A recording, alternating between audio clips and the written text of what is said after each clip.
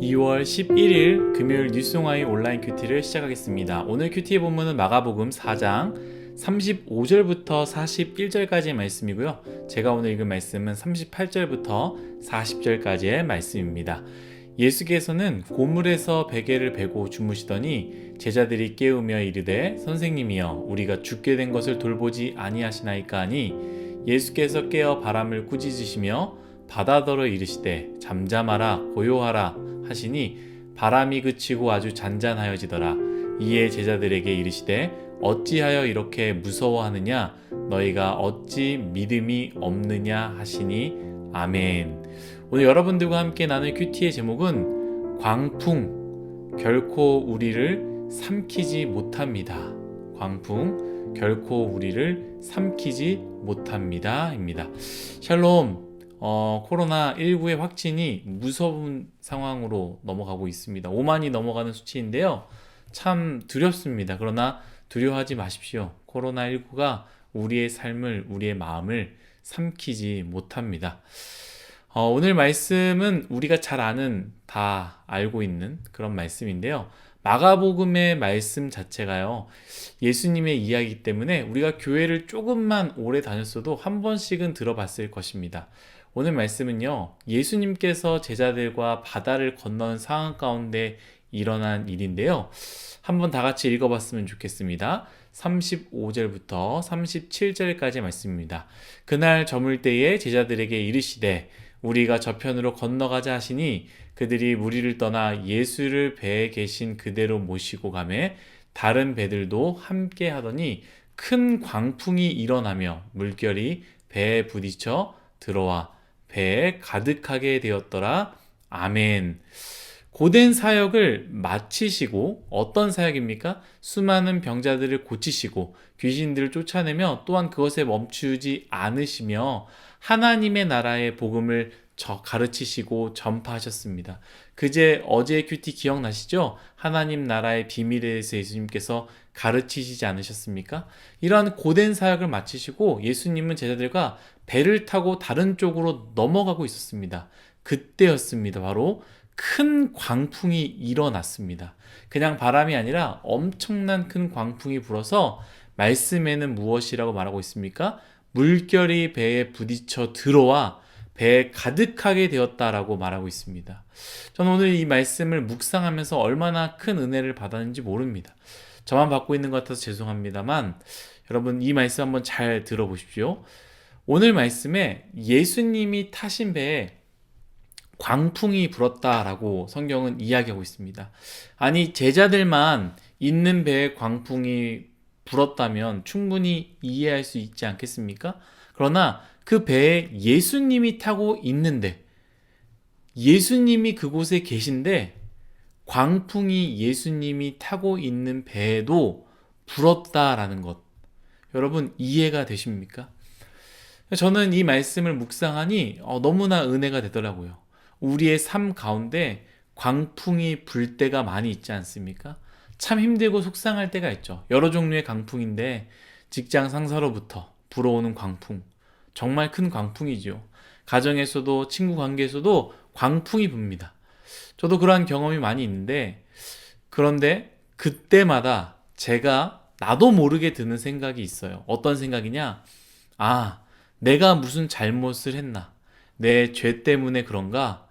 예수님이 나를 떠나서 나에게 이러한 일들이 일어나는가라는 생각이 든다라는 것이죠.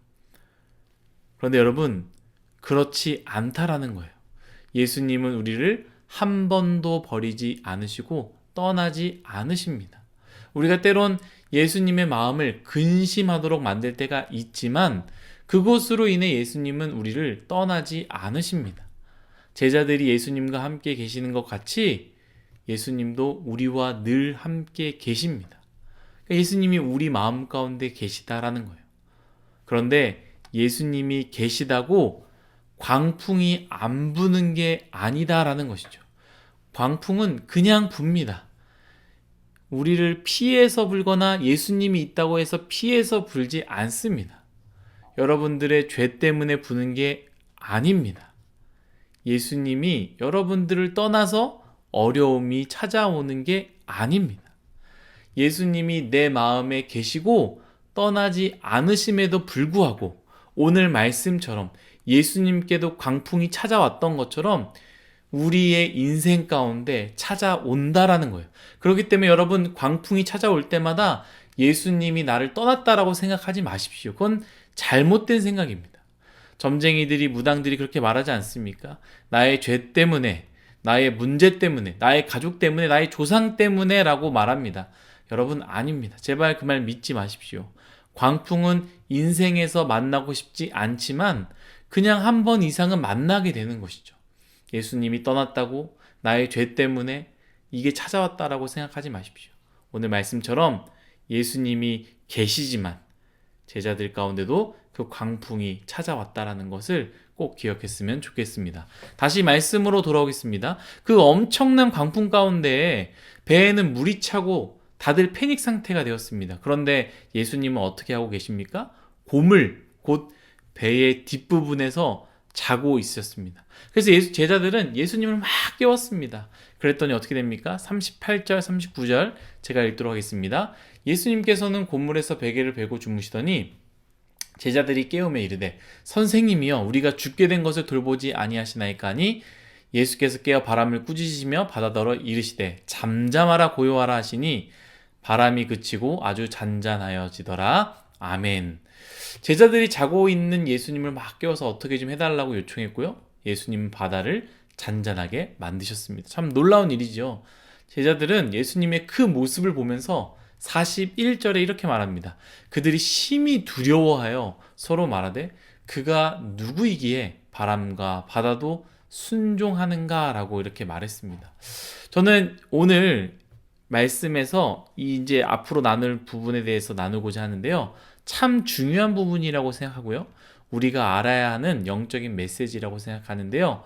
이 말씀을 듣고 여러분 꼭 붙잡고 승리했으면 좋겠습니다. 40절 말씀입니다. 잘 들어보세요.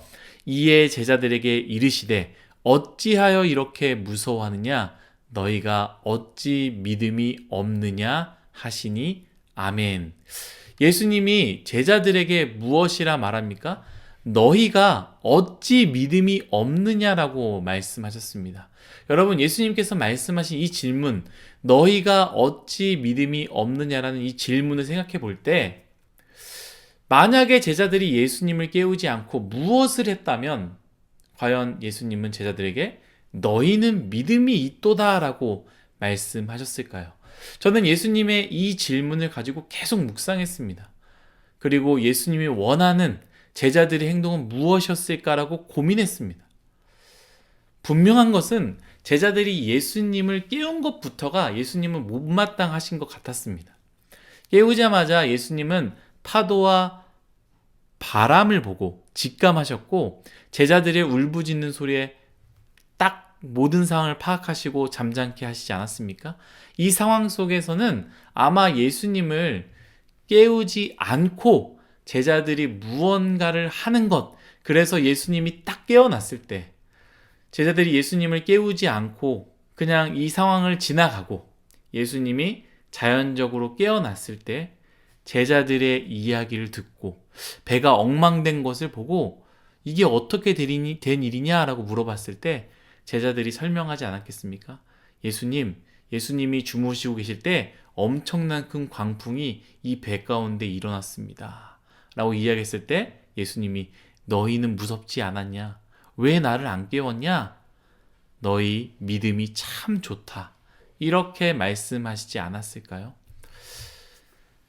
저는 이 말씀을 묵상하면서 제자들에게는 예수님이 생각하시는 믿음, 어떤 믿음이 있어야 예수님이 그렇게 말씀하셨을까라고 고민했습니다. 그리고 하나님께서 저에게 주시는 마음은 무엇이었냐? 바로 오늘 큐티의 제목이죠. 바로 광풍은 결코 나를 삼킬 수 없다라는 믿음이다라는 것이죠. 사랑하는 뉴스동화 여러분, 이 말씀을 반드시 기억하십시오. 그리고 이 믿음이 있기를 예수님의 이름으로 축복합니다. 여러분, 광풍은요 결코 우리를 삼킬 수 없습니다. 제가 앞에서 이야기했던 것처럼 예수님이 있어도 광풍은 불어옵니다. 여러분들에게 여러분들의 가정에, 직장 생활에, 이성교제와 관계들과 결혼 생활과 공부하는 상황과 물질적인 상황 가운데 광풍은 늘 불어옵니다. 아니, 반드시 불 것입니다. 그러나 이 광풍은 결코 여러분들을 삼킬 수 없다라는 것이죠. 이것을 우리가 믿어야 합니다. 제자들이 이 믿음이 없었습니다. 그래서 두려워하였고요. 저것이 나를 삼키겠구나. 나는 죽겠구나 라고 믿었습니다. 제자들이 예수님을 깨우면서 이렇게 말하지 않습니까? 우리가 죽게 된 것을 돌보지 않습니까? 이미 패배적인 생각을 한 것입니다. 여러분, 왜 죽습니까? 왜 무너집니까? 하나님께서 여러분들과 함께 하시는데 왜 무너지고 왜 죽습니까? 하나님의 사람은 이것을 믿어야 합니까? 그 어떤 것도, 그 어떤 사람도 여러분들을 무너뜨리거나 삼킬 수 없습니다. 생사화복은 오직 주님께만 있기 때문이죠.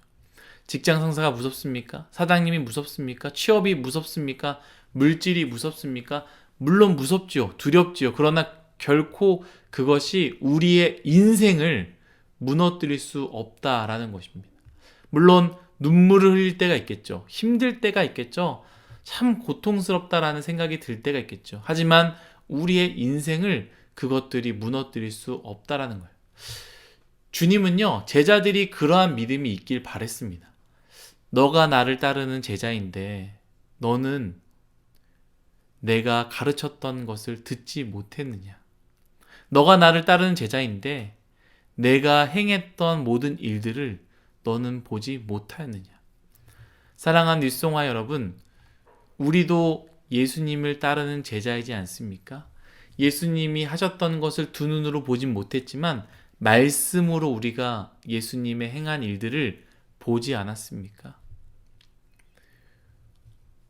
그런데 우리도 제자들과 같이 광풍이 불면 죽을 것처럼 불안해합니다. 광풍이 불어닥칠 때마다 죽고 싶다. 이런 마음이 들 때가 있습니다. 감당이 안 된다. 무언가 나를 누르는 것 같다. 나는 할 수 없다. 나는 이겨낼 수 없다. 또 떨어졌다. 또 실패했다. 이런 패배감과 우울감이 우리를 사로잡고 있지 않습니까? 그러나 여러분, 잊지 마십시오. 그것이 거대해 보이나 아무것도 아닙니다. 그것은 여러분들을 삼킬 수 없습니다. 그것은 여러분들에게 그 어떤 피해를 줄 수 없습니다. 왜입니까? 여러분들의 인생은 하나님의 것이기 때문입니다. 예수님께서 제자들의 인생을 책임지듯이 우리의 인생 또한 책임지실 것입니다. 사랑하는 윗송아 여러분, 오늘 하루 우리에게 주시는 이 메시지를 꼭 기억하시기 바랍니다. 그 어떤 광풍이라도 결코 여러분들을 삼킬 수 없습니다. 그것들은 아무것도 아닙니다. 그저 그렇게 보일 뿐입니다. 하나님께서 우리를 지키십니다. 믿으십시오. 오늘 하루도 그렇게 믿고 광풍을 넘어서는 그러한 하루가 되시기를 간절히 바라겠습니다. 기도하겠습니다.